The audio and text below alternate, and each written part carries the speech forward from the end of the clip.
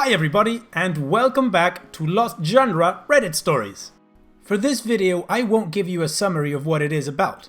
I will tell you that it is the complete arc of somebody being betrayed, going through the pain, and then getting over it.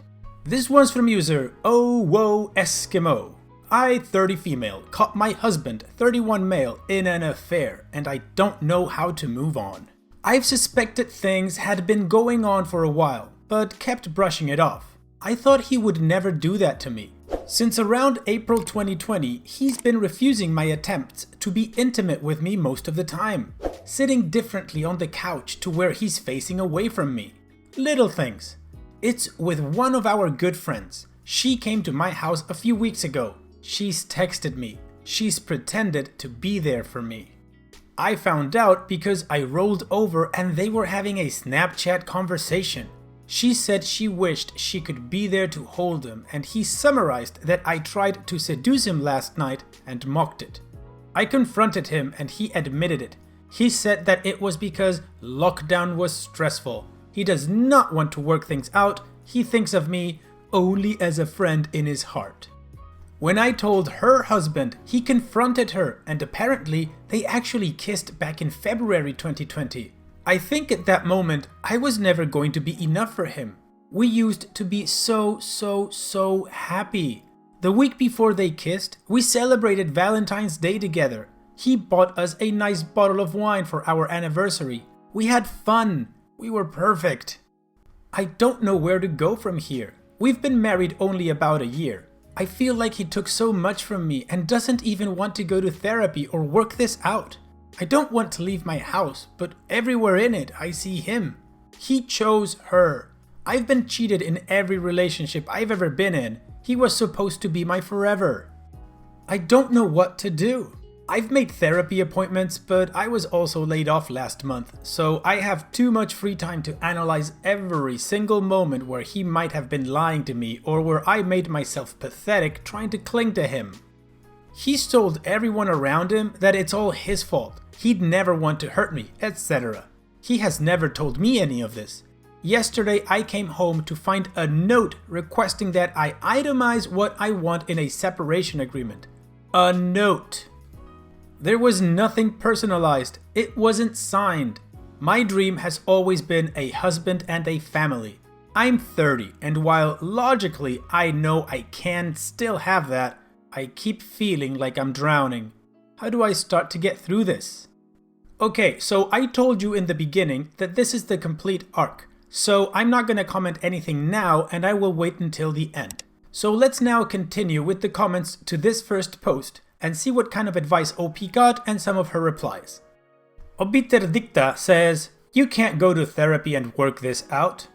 It only gets worked out if both people want to put the effort in, and your husband has made it very clear he's not interested in trying to make the relationship work. He directly told you that. You need to find a lawyer and file for divorce." OP responds, "Thank you. I guess it's just hard to watch him blow up his own life so spectacularly. It's like I'm watching a cruel puppet of my husband." Finn Finet says, "Lawyer first. Get the divorce filed and get their advice on if it's okay for you to leave the house while things are processing. As for the other, you need to fill your time. Devote yourself to hobbies, including picking up new ones. Rely on friends, long video calls, watching movies together, etc. Fill as much of your time as you can until things start to process. I'm so sorry he gave up on you without even trying, hun. You deserve far better than that. It's a shame some people are so good at hiding how little respect they have for other folk. But please hold on to the fact that none of this was your fault. There is absolutely zero reason for a partner to cheat, ever. And there is absolutely no justification that can put even a shred of the blame on you." OP responds, "Thank you. The worst thing is that he tried to turn it on me this morning, that things had been off. But it only started being off when he started this affair and he began gaslighting me." Leo Gurley says, "Have a mantra to help you when things get overwhelming. I'm going to be okay. This sucks, but I'm going to be okay. I am a loyal, trustworthy, hardworking woman. I deserve the same in return. I am beautiful, I am confident, I am worthy. Even if you don't feel they are true in this moment, it will help to say them out loud until they hold truth to you. I'm sorry you are going through this. You can't trust this man anymore, and he is not willing to compromise with you. You deserve better. That was pretty good advice that OP got, particularly everybody that said first get a lawyer, file for divorce, and forget about him because he doesn't want to work this out with you. Very pragmatic and assertive. That's good advice. So now we're going to move on to a compilation of 3 different updates that OP put. They were short updates, so I put them all into one big block. And then the final update. I just let him know that if he wants a divorce, that I would like to be no contact. I have a consult with a pretty great lawyer this Thursday. I will not sit through a conversation of his justifications.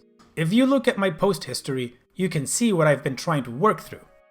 D-Day was August 11th.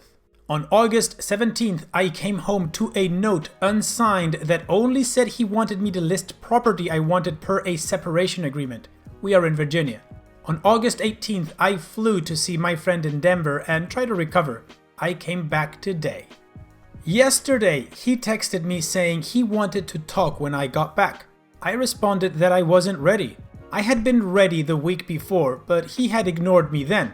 I start a new job tomorrow and can't be a blubbering mess going into it. I've realized though that unless he's planning on going to couples therapy and reconciliation, that I don't want to talk. Anything else would be him justifying his actions. I believe that his goal is for as quick of a divorce as possible. It breaks my heart, but I can't just sit there and listen to his excuses and how he will be with her. My main question I'll always want answered is why he brought her into this house to hang out with me. It's just so brazen and cruel that during their affair, he let her pretend to be my friend in my own damn living room. But has anyone been where I've been? If he's divorcing me, I don't want the closure talk. I want to keep moving forward, and I truly believe something like that will set me back. I'm not sure how to move on. When I found out, he told me he wasn't happy and that he only saw me as a friend. I cannot handle hearing that again. I'm not sure what to do from here. 22 days later, OP posts this. I'm having a hard time seeing him out and about on social media since I found out on August 11th. Unfortunately, deleting isn't an option as I make an income from mine. He seems like he's living his best life, while I feel like I'm slowly melting into the floor. Sometimes I wonder if he'll ever speak to me again. This wasn't my choice. I wanted to reconcile. He's acting like a 16-year-old who ghosted his high school girlfriend. Therapy is helping a lot, and sometimes I wonder when I'll be able to put myself out there again, like he's doing now. Today is a day where it feels like I'm at the bottom of a hole, looking up at the world above, with no way to get out. And 1 month after that, OP posts the following. I can already feel myself wanting to talk to him, more than anything. I know it's not healthy for me to do that. Half the time, I'm ignored, and the other half, I'm casually dismissed. I'm never going to get the response I want. Those who have been here before, what are your best tips to go no contact? I've gone 10 days no contact, and all I want to do is send this to him. But I can't, because I know I won't get a response, and it will keep breaking me. He's a basket of mixed signals to his friends, saying that he screwed up his life and cries all the time, while also saying he's changed and wants different things now. I know eventually we will have to talk, but I'm just too broken for that right now. I wrote it here just to have somewhere to put this. I can't just keep it in my head. Quote, "The door is open for you to come home and treat me and this marriage with the love and respect we deserve. You want different things now? Figure out what the F they are and communicate them. Want a divorce? Hope you're ready for one hell of a fight. I listened to your mom when she told me to step up for myself in this and not make it easy for you. Trust me, I won't. You know you married a fighter. I pledged to stay married through better and worse. That includes your affair. That includes you changing what you want in life. I take my vows seriously, unlike you. So if you want out, prepare yourself for one hell of a battle. But you can stop destroying your life. Earn the respect of your friends and family back, and take me and this marriage seriously. You can come back from this, but only if you actually try and give me the effort I deserve. If we work on you and if we work on us. Otherwise, enjoy a sad, pitiful life alone without me. You'll regret it forever. And that was the last we heard from OP until 3 months later. This is the final update to OP's story. First of all, I just want to thank everyone here for the support I received following my first post back in August. At the time, it truly felt like my world was ending. It was important to me to get this update because I need to tell anyone who's currently going through the same thing, it gets better. You will get so much better. I had one conversation with my husband since everything happened, by his choice. It lasted maybe 5 minutes and was like talking to a robot. I know from others that he cries to people about how he ruined his life, but I have never once gotten an apology or the same show of regret. At this point, I don't care. I know him and the other woman are still seeing each other, and frankly, they deserve each other. Good for them. While I still feel angry occasionally, I no longer mourn what I once had. Instead, I'm so excited for the life I now get to live. I moved to a small, walkable city and gave myself my dream apartment. It makes me so happy to see how I've decorated it and to just live in a cozy place instead of our old dreary house. I was the breadwinner in our marriage, and he would make me feel awful about wanting to pay for nice meals or do fun things. Since moving here, I've done a ton of foodie fun stuff and I don't feel guilty. It's so refreshing. I have dipped my toe into the dating pool again and had plenty of mediocre dates from dating apps. Recently, I've found someone who I've really clicked with and I'm enjoying how appreciated and desired he's made me feel. It's definitely early and we're moving slow, but overall, dating has made me realize that I am a catch who doesn't have to settle. Therapy has done wonders and I'm so happy I immediately dove into it. My therapist is proud of me. I'm proud of me. I've stopped looking at being divorced as a failure. He failed, not me. I'm genuinely happy and excited to wake up each morning and no longer feel like this terrible weight is sitting on my chest. The holidays were surprisingly easy and I found myself so happy to spend time with my family without having to compromise anything. So all in all, life is good and there's so much of it ahead. Looking back, I can't believe I wasted so much time thinking about how I could get him to come home. I've made my own home and my own happiness, and that is worth so much more. Well, OP, first of all, I love everything you said in this last post. It's just so filled with confidence and pride that it's inspiring. Awesome. Good for you. It was only 4 months and a half since everything started, and you got here. You are in a better place. And not just that, you're letting people know that they can get there too, if they're going through the same thing as you. And the time you say you wasted thinking about how to get him to come home, that wasn't time wasted, OP. That was part of your journey to get where you are now.